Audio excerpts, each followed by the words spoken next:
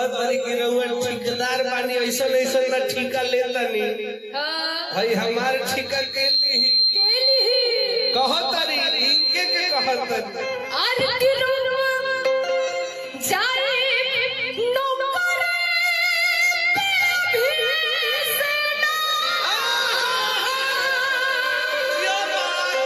राजा जी सैया जी अरे कर जा जी कहत है कैसे कैसे कहत तारी हो जाए नौकर भाई सोफा खातिर मारपीट देखो। कृपया शांति बनाए बैठिए।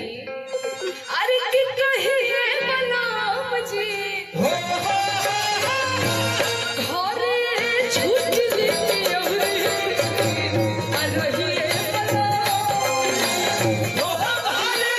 छूट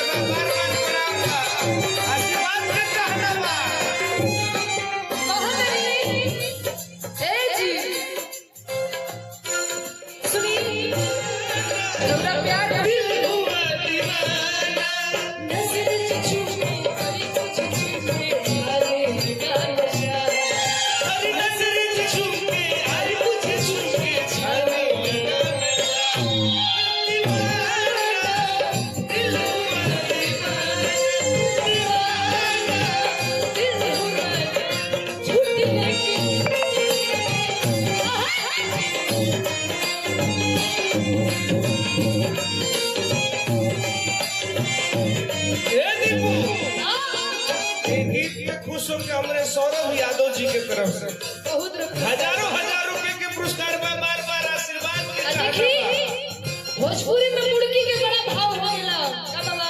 अरे जिया हो जिया ए प्रीति तनी मुर्गी में आए के कहे के बा कैसे कैसे कहे बड़ा दिन पर आए बड़ा